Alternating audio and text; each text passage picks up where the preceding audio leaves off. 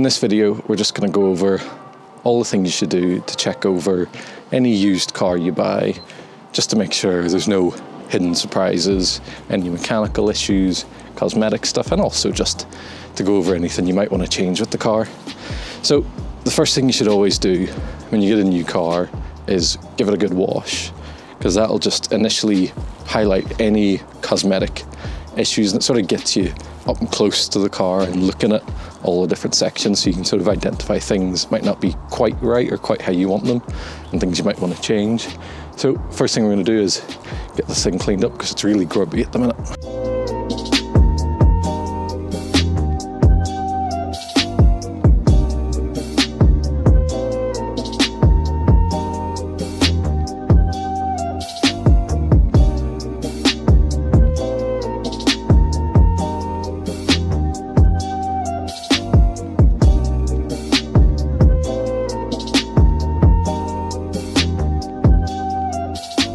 We got the car all cleaned up.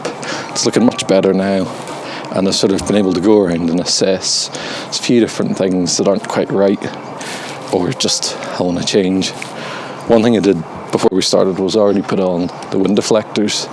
They arrived and I couldn't resist, so those have already gone on. They weren't original. Well, you can see in these photos it didn't have these wind deflectors, but I think they look good and they're a bit, they're functionally quite good. First thing is, the wheels on this aren't original. From what I know, they're off a Japanese import Toyota, and they're quite grubby. They're originally diamond cut, but you can see it's all just coming up quite badly now. So I would want to put those back to original. The car originally had a similar sort of style alloy on it, but this car is in such good condition, it's so close to original, I want to finish it off and make it totally original again. The biggest issue with this car is the rust. I think it was the main reason the previous owner wanted to get rid of it. As you can just see, all down here, the arches have started to go. Now if you feel it, they're still quite solid, which is good, but they do need attention. Now, I don't know how quickly we'll be able to get this done, but I'm hoping it shouldn't be too big of a deal. Just sand it back. Might need to replace some of the inner metal in here, and I believe there's a hole on the inner arch, but then it'll just be a case of just spraying it, getting it sprayed up and blending in. Another thing is this wiper has started to get quite rusty. Obviously the blade itself needs replaced, but this is starting to look quite dull, and I think it could do with just being brought back to that original dark black. The front ones aren't too bad, but I think I'll probably take all of them off and send them off to get powder coated, because I've tried painting these before. What always happens is around these small wee mechanisms, the paint always chips off, or if the layers are too thick it gums up and you can never quite get it right. And I think powder coating it is probably the best way to protect them and keep them looking good. Another thing is this rear wing. If you get a look at it close up, you can see it's gone completely grey. It's lost all that deep original black that it had.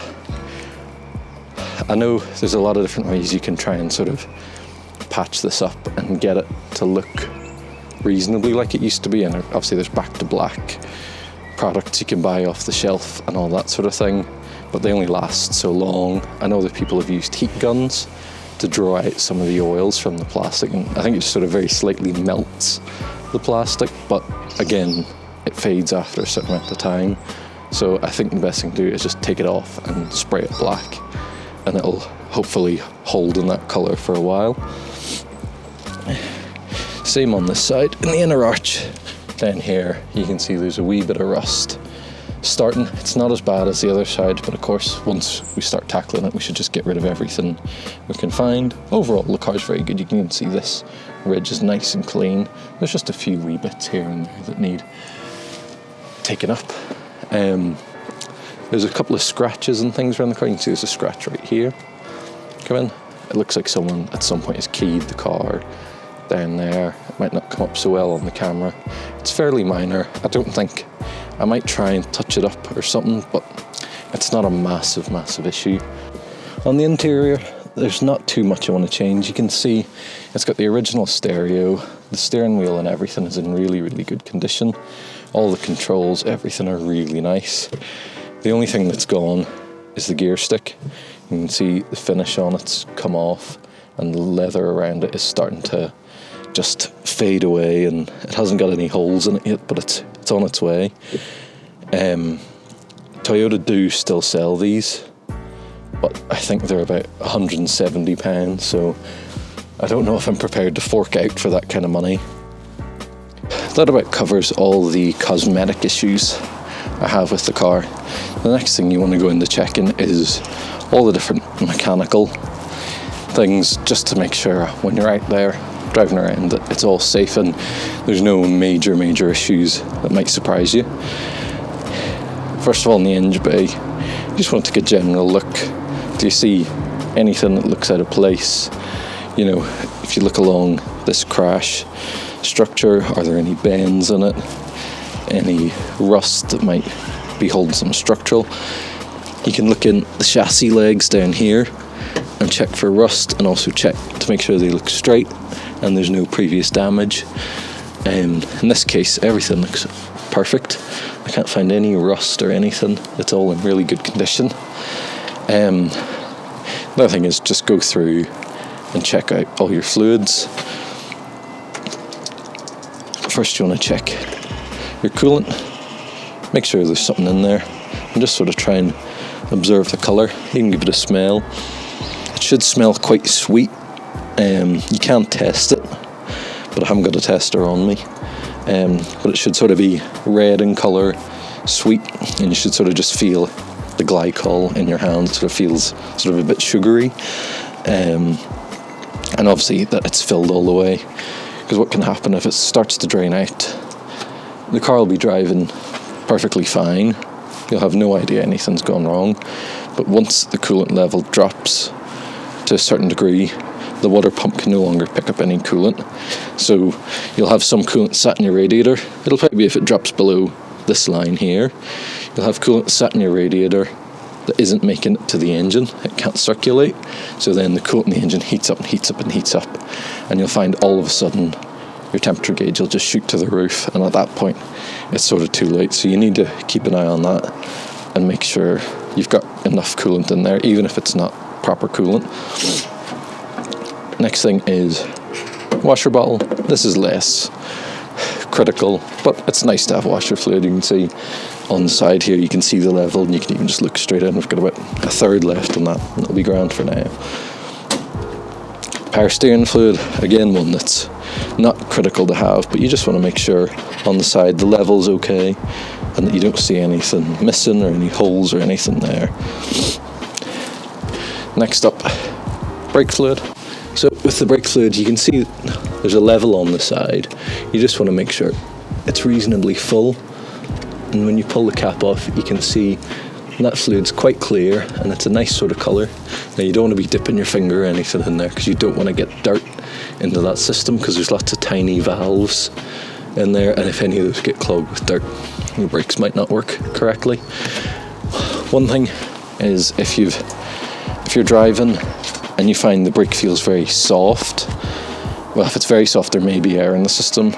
But if you've bled it and you know there's no air, if it doesn't have that bite to it when you use the pedal, it can be that there's a bit of water or the fluid in the brake fluid started to break down, and just doing a full flush is sometimes the only thing you can do to cure that. In this case, it looks pretty good. It's a nice colour.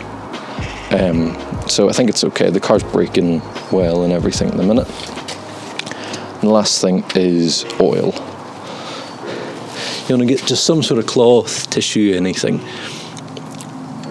Pull your dipstick out. Wipe it off. You're going to give it a smell. What you're trying to smell for is just for fuel sort of smells, anything like that, because that can indicate that your piston rings are starting to fail or your tune isn't right on the car. If it's putting too much fuel in, and then you just want to check the level. You can see there it's just below the full line, and it's a nice colour. It's not black, it's nice, you can see through it, sort of still got that golden colour to it, which is exactly what you want to see. Another thing you want to check is under the oil cap. This can be a real telltale sign if your head gasket's gone, because if the coolant and the oil are mixing, you'll find when they mix, they foam up, and all that foam gathers in a place like the oil cap or down in here. But we can see that's totally clean. Got a wee bit of oil on it, but it all looks good. You can even take a wee bit of oil on your finger, just rub it, make sure it doesn't feel gritty or watery, and that it's all in good condition. But this is looking perfect. This car's obviously been well looked after. You can just tell in the engine bay there's no weird stains, no missing bolts. Even on, say, the exhaust manifold here, all the bolts are there. Generally those have sheared and someone's trying to take it off, and this heat shield's even gone. Everything looks good. The one thing I've noticed with this car, it being sat in the driveway, is it seems to be dropping a bit of oil on the ground. I think there's a small leak coming from this side of the engine. It could be a cam cover seal or a front main seal. I think the previous owner said it might be to do with the face of the oil pump on the block. We'll really need to get it up in the air and start taking parts off to identify that. We may not have time for that today. Yeah, another thing you'd want to check for, because it's very easy to do while you're in here, is just the condition of the air filter. So in this car, it's just 2 clips off, and then should be able to just work this way up and pull it out, and underneath there is your air filter. Now on the top side it always looks very good, because this is the clean side. You just want to flip it over and just see what it looks like. Now, this is fairly dirty, but I don't think it's not really bad. I've seen much worse. So we'll probably replace this. I'm thinking about getting a K&N panel filter, because it doesn't sort of change the look of the engine bay, and it lets the engine breathe a bit more and gives you a wee bit more intake noise. But for now, that's more than fine. That's it for the engine bay. The next thing you want to check, and you don't need to get the car up in the air to do this, you can sort of do it on the ground, although it is better to get it up and take a wheel off, is the brakes. As I said, just check the disc, make sure there's no big lips or big grooves in it. You can see this one's fine. It's got a bit of rust from us washing it, but nothing too bad. You can see in there, we've got plenty of pad material left. Those don't need replaced anytime soon. It's also just a good idea to just check the brake lines, make sure they're not rusted or pitted in any way, but they all look perfect. You can see that shock is weeping a bit, and that the boots come off it there. That's sort of a sign that this shock is probably on its way out, and we should probably think about replacing that. If it's starting to leak oil, it'll just slowly get worse and worse at dampening. While we're here, we can also check the CV boots and the anti-roll bar drop links. Just give things a bit of a shake and a jiggle, see if you can find anything that's not quite right. But here, everything looks good. We're just going to check over the whole car.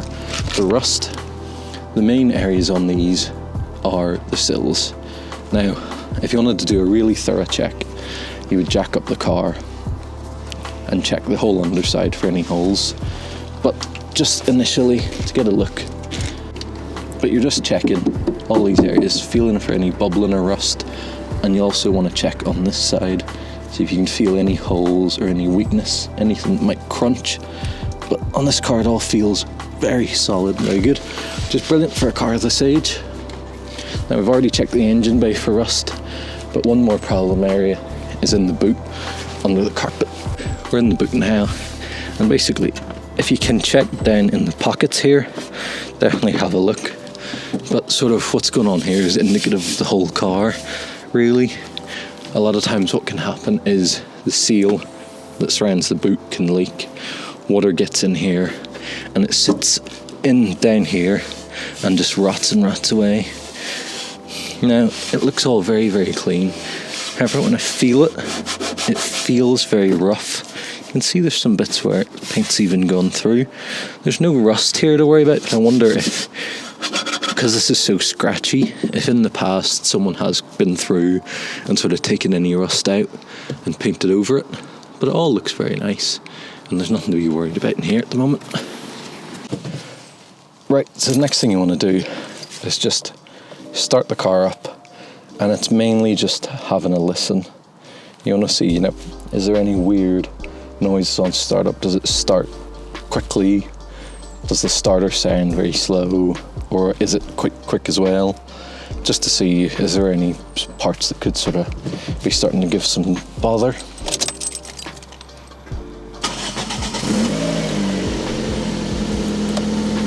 So we can hear now, the engine's quite smooth. I'm not hearing any ticking, knocking, the revs are quite steady, they're not hunting up and down. But the main thing is we can hear is there's a huge exhaust leak coming from under the car. You can hear that sort of, the sound of it just escaping through that hole. It's just making that sound.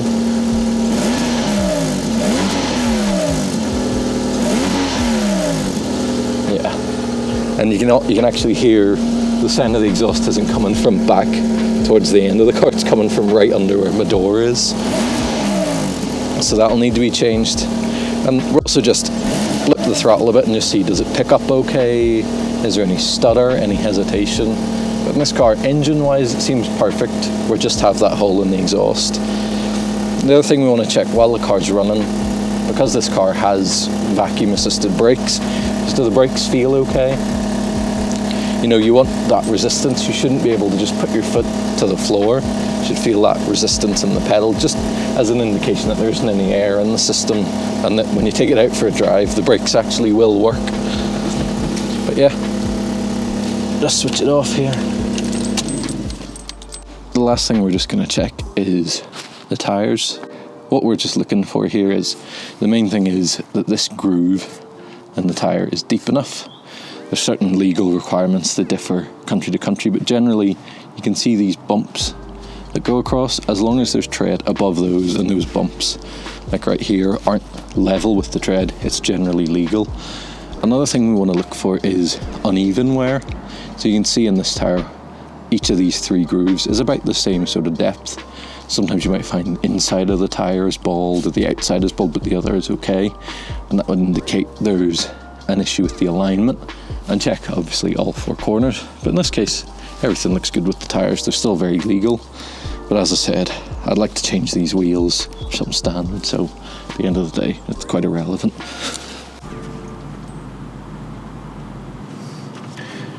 Right, so the last thing you want to do when you've picked up a new car and you're just trying to figure out, is it okay? Is there anything wrong? Is take it for a drive and it's mainly about just having a listen and a feel for anything that might just not be quite right. Now, I would recommend, obviously, if you're going to do this, come somewhere quiet, because if it's a car you don't know, you never know what might happen. So I'm just down, it's first thing on a Sunday morning, down in the industrial area, there's barely anyone around, but yeah, so everything should be okay. First thing is, check the gears, the engagement, does everything feel okay? There's nothing's too rough, it's not too loose, you can see this one's quite tight, it's all good. The next thing is just pulling away. You want to just see, where does the clutch bite? Is there much clutch travel after the bite? Because if the bite point is right at the top of the clutch, that might indicate that the clutch is worn down. As the material gets thinner, the pedal gets higher and higher. So that could mean you need a new clutch. And just go through the gears. Does everything feel okay? Do all the gears engage smoothly? Yeah, all feels good. And then just give it a bit of power. Does it hesitate? Does it sputter? No, all feels fine. Come up to the corner, you can check the steering. Any knocks? Does anything not feel quite right? Does it feel loose, sloppy? anything like that. But so far this car is really brilliant. And then, you know, as you're going over bumps, listen out, is there any knocks, bangs, rattles, anything like that? You know, that could just indicate some of your suspension bushings have worn down and might need replacing. But so far this car's doing really, really well.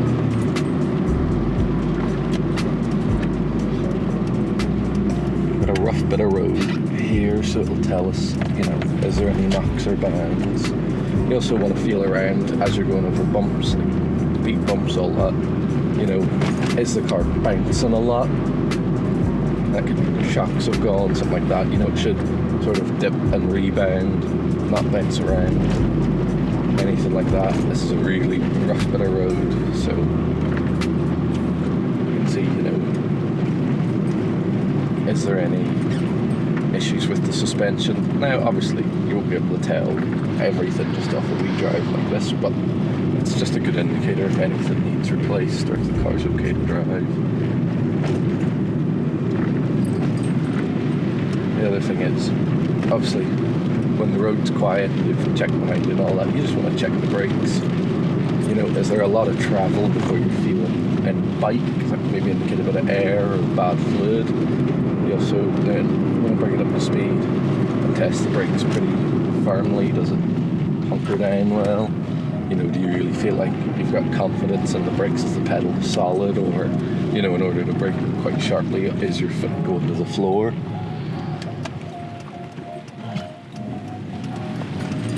And then up here we've got a straight bit of road, and we can see, you know, okay, obviously this road has a slight camber to it, but we can just see, is the steering wheel straight when you're going straight? This one looks about right, it might be slightly to the left, but again, you're not sure if that's the camber or the road that could be causing that. And then obviously, you know, let go of the wheel for a second, see if it pull in one way or the other, but this thing's tracking really straight and true. And then the last thing you really want to feel is at high speed,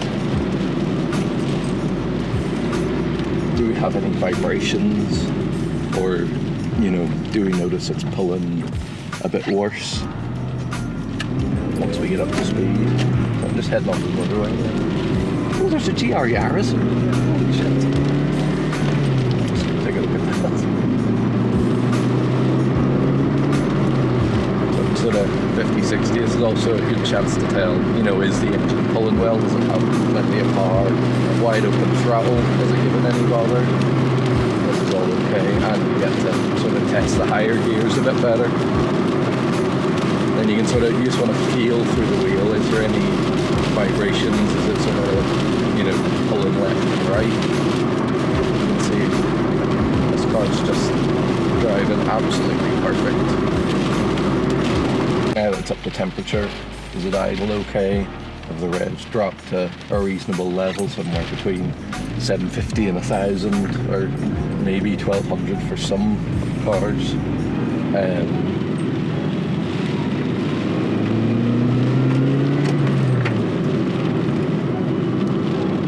Everything with this car feels good. There's nothing strange or unexpected. It actually drives very, very nice for the age of the car.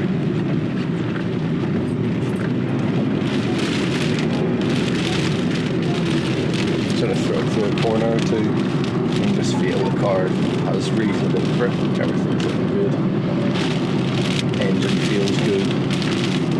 That's sort of just the main things. You know, if all that's okay, obviously you're never guaranteed that nothing's going to happen with the car or go horribly wrong, but with everything we've checked today, I've got confidence that taking it down to Dublin, taking it wherever I need to go, the chances are it's not going to let me down. There's nothing that you see and instantly go, oh, that needs looked at right away. Everything feels really good. Oftentimes when you drive a car, you get a feel for how it is. You know, there's lots of rattles and things, you know, car's pulling a bit, there's knocks going on the suspension.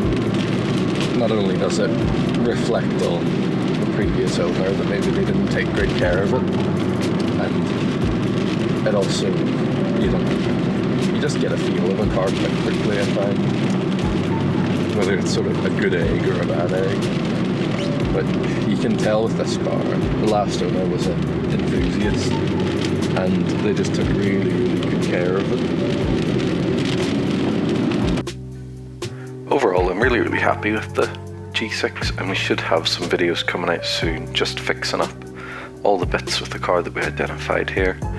I've got some new wheels coming, I've got lots of little bits on the way, and hopefully those videos should be out soon. But yeah, don't forget to like, subscribe, all that stuff that YouTube wants you to do.